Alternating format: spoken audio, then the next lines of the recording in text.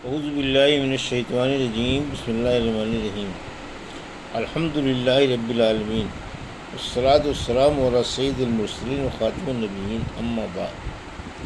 صحیح بخاری، باب کتاب الجہاد، حدیث نمبر 2913، اردو ترجمہ۔ دوپہر کے وقت درختوں کا سایہ حاصل کرنے کے لیے فوجی لوگ امام سے جدا ہو کر متفرق درختوں کے سائے تلے پھیل سکتے ہیں۔ ہم سے ابو الیمان نے بیان کیا، کہا کہ ہم کو شعیب نے خبر دی، انہیں زہری نے ان سے سنان بن ابی سنان اور ابو سلمہ نے بیان کیا، اور ان دونوں حضرات کو جابر رضی اللہ عنہ نے خبر دی، اور ہم سے موسیٰ بن اسماعیل نے بیان کیا، انہیں ابراہیم بن سعد نے خبر دی، انہیں ابن شہاب نے خبر دی، انہیں سنان بن ابی سنان الدولی نے، اور انہیں جابر بن عبداللہ رضی اللہ عنہ نے خبر دی کہ وہ نبی کریم صلی اللہ علیہ وسلم کے ساتھ ایک لڑائی میں شریک تھے، ایک ایسے جنگل میں جہاں ببول کے درخت بکثرت تھے۔ قیلولے کا وقت ہو گیا، تمام صحابہ سائے کی تلاش میں پوری وادی میں متفرق درختوں کے نیچے پھیل گئے، اور نبی کریم صلی اللہ علیہ وسلم نے بھی ایک درخت کے نیچے قیام فرمایا۔ آپ صلی اللہ علیہ وسلم نے تلوار درخت کے تنے سے لٹکا دی تھی اور سو گئے تھے۔ جب آپ بیدار ہوئے تو آپ صلی اللہ علیہ وسلم کے پاس ایک اجنبی موجود تھا۔ اس اجنبی نے کہا تھا کہ اب تمہیں مجھ سے کون بچائے گا؟ پھر آن حضرت صلی اللہ علیہ وسلم نے آواز دی، اور جب صحابہ رضی اللہ عنہ آپ صلی اللہ علیہ وسلم کے قریب پہنچے تو آپ صلی اللہ علیہ وسلم نے فرمایا کہ اس شخص نے میری ہی تلوار مجھ پر کھینچ لی تھی اور مجھ سے کہنے لگا تھا، اب تمہیں میرے ہاتھ سے کون بچا سکے گا؟ میں نے کہا کہ اللہ۔ اس پر وہ شخص خود ہی دہشت زدہ ہو گیا اور تلوار نیام میں کر لی۔ اب یہ بیٹھا ہوا ہے۔ حضرت صلی اللہ علیہ وسلم نے اسے کوئی سزا نہیں دی تھی۔ حدیث نمبر 2914، اردو ترجمہ۔ بھالوں یعنی نیزوں کا بیان، اور ابن عمر تعالیٰ نے بیان کیا جاتا ہے کہ نبی کریم صلی اللہ علیہ وسلم نے فرمایا، میری روزی میرے نیزے کے سائے کے نیچے مقدر کی گئی ہے، اور جو میری شریعت کی مخالفت کرے اس کے لیے ذلت اور خواری کو مقدر کیا گیا ہے۔ ہم سے عبداللہ بن یوسف نے بیان کیا، کہا ہم کو امام مالک نے خبر دی، انہیں عمر بن عبید اللہ کے مولا ابو نضر نے، اور انہیں ابو قتادہ انصاری کے مولا نافع نے، اور انہیں ابو قتادہ رضی اللہ عنہ نے کہ آپ رسول اللہ صلی اللہ علیہ وسلم کے ساتھ تھے۔ صلح حدیبیہ کے موقع پر مکے کے راستے میں آپ صلی اللہ علیہ وسلم چند ہاتھیوں کے ساتھ جو احرام باندھے ہوئے تھے لشکر کے سے پیچھے رہ گئے۔ خود قتادہ رضی اللہ عنہ نے ابھی احرام نہیں باندھا تھا۔ پھر انہوں نے ایک گورخر دیکھا اور اپنے گھوڑے پر شکار کرنے کی نیت سے سوار ہو گئے۔ اس کے بعد انہوں نے اپنے ساتھیوں سے جو احرام باندھے ہوئے تھے کہا کہ کوڑا اٹھا دیں۔ انہوں نے اس سے انکار کیا۔ پھر انہوں نے اپنا نیزہ مانگا، اس کے دینے سے انہوں نے انکار کیا۔ آخر انہوں نے خود اسے اٹھایا اور گورخر پر جھپٹ پڑے اور اسے مار لیا۔ نبی کریم صلی اللہ علیہ وسلم کے صحابہ میں سے بعض نے تو اس گورخر کا گوشت کھایا، اور بعض نے اس کے کھانے سے احرام کے عذر کی بنا پر انکار کیا۔ پھر جب رسول اللہ صلی اللہ علیہ وسلم کی خدمت میں پہنچے تو اس کے متعلق مسئلہ پوچھا۔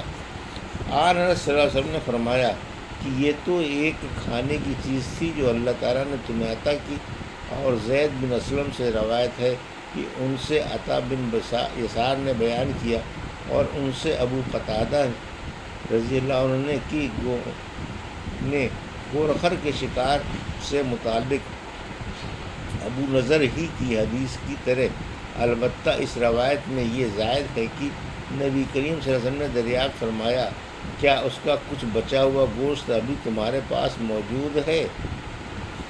حدیث نمبر 2915، اردو ترجمہ۔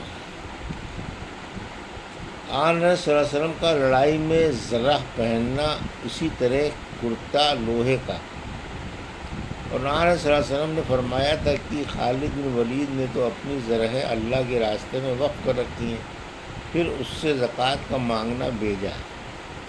ہم سے محمد بن مسنہ نے بیان کیا، کہا ہم سے عبد الوہاب ثقفی نے بیان کیا، کہا ہم سے خالد خدا نے بیان کیا، ان سے اکرمہ نے اور ان سے ابن عباس رضی اللہ عنہ نے بیان کیا کہ نبی کریم صلی اللہ علیہ وسلم بدر کے دن دعا فرما رہے تھے۔ اس وقت آپ ایک خیمے میں تشریف فرما تھے کہ اے اللہ، اگر تو چاہے تو آج کے بعد تیری عبادت نہ کی جائے گی۔ اس پر حضرت ابوبکر رضی اللہ عنہ نے آپ کا ہاتھ پکڑ لیا اور عرض کیا، بس کیجئے اے اللہ کے رسول صلی اللہ علیہ وسلم، آپ نے اپنے رب کے حضور میں دعا کی حد کر دی ہے۔ آن صلی اللہ علیہ وسلم اس وقت زرہ پہنے ہوئے تھے۔ آپ باہر تشریف لائے تو زبان مبارک پر یہ آیت تھی۔ ترجمہ: جماعت مشرکین جلد ہی شکست کھا کر بھاگ جائے گی اور پیٹھ دکھانا اختیار کرے گی، اور قیامت کے دن کا ان سے وعدہ ہے، اور قیامت کا دن بڑا ہی بھیانک اور تلخ ہوگا۔ اور وہیب نے بیان کیا، ان سے خالد نے بیان کیا کہ بدر کے دن کا یہ واقعہ ہے۔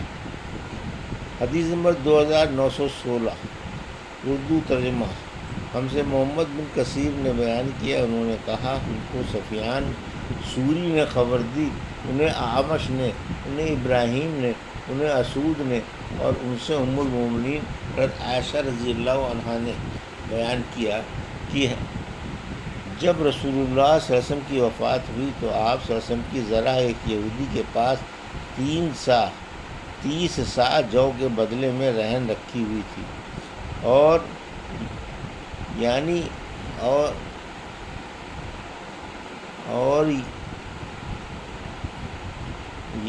نے بیان کیا کہ ہم سے اعمش نے بیان کیا کہ لوہے کی ذرا تھی، اور معلّہ نے بیان کیا کہ ان سے عبد الواحد نے بیان کیا، ان سے اعمش نے بیان کیا کہ حضرت صلی اللہ علیہ وسلم نے لوہے کی ایک ذرا رہن رکھی تھی۔ حدیث نمبر 2917 اردو ترجمہ: ہم سے موسیٰ بن اسماعیل نے بیان کیا، کہا ہم سے وہیب نے بیان کیا، کہا ہم سے عبداللہ بن طاؤس نے بیان کیا، ان سے ان کے باپ نے، اور ان سے ابو ہریرہ رضی اللہ عنہ نے کہ نبی کریم صلی اللہ علیہ وسلم نے فرمایا، بخیل جو زکوٰۃ نہیں دیتا اور زکوٰۃ دینے والے سخی کی مثال دو آدمیوں جیسی ہے، دونوں لوہے کے کرتے یعنی زرہ پہنے ہوئے ہیں، دونوں کے ہاتھ گردن سے بندھے ہوئے ہیں۔ زکوٰۃ دینے والا سخی جب بھی زکوٰۃ کا ارادہ کرتا ہے تو اس کا کرتا اتنا کشادہ ہو جاتا ہے کہ زمین پر چلتے میں کھسٹتا جاتا ہے، لیکن جب بخیل صدقے کا ارادہ کرتا ہے تو اس کی زرہ کا ایک ایک حلقہ اس کے بدن پر تنگ ہو جاتا ہے اور اس طرح سکڑ جاتا ہے کہ اس کے ہاتھ اس کی گردن سے جڑ جاتے ہیں۔ ابو ہریرہ رضی اللہ عنہ نے نبی کریم صلی اللہ علیہ وسلم کو یہ فرماتے سنا کہ پھر بخیل اسے ڈھیلا کرنا چاہتا ہے لیکن وہ ڈھیلا نہیں ہوتا۔ یہ تھی صحیح بخاری باب کتاب الجہاد کی حدیث نمبر 2913 سے 2917 کا اردو ترجمہ جو ابھی آپ نے سماعت فرمایا۔ اللہ سے دعا ہے کہ اللہ ہمیں حدیثوں کی صحیح سمجھ عطا فرما اور ان پر عمل کرنے کی توفیق عطا فرما، آمین یا رب العالمین۔